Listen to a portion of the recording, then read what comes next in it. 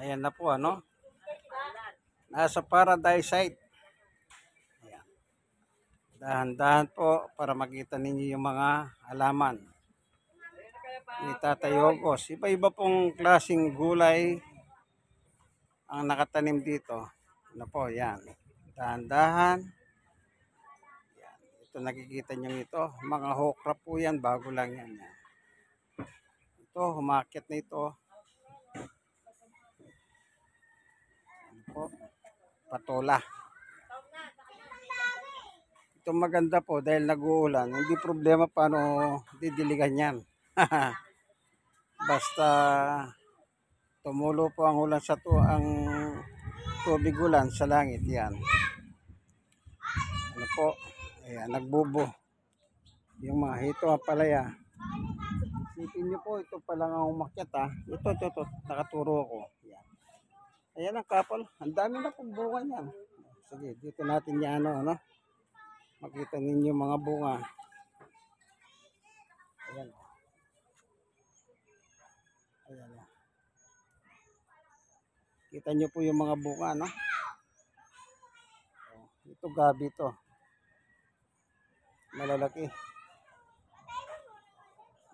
Talong naman po yan. Ayan. Talong. Ang nag-aalaga po dito si Tatay Ogos. Ayan. Ano po? Siya po nag-garden dito. Ito pag-aari po ng barangay. Siya po nakalagay dito. Siya nakatira dito. Siya nangangalaga. Ano po? Yan. Yang okra. Yan, okra po yan.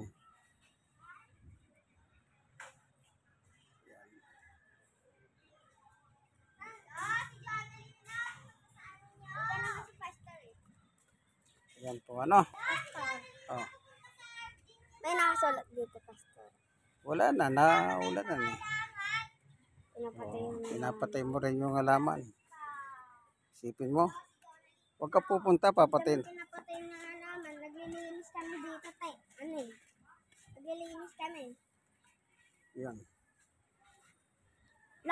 Naglilinis kami. Yung umuusok na yan, fertilizer po yan. Sinusunog.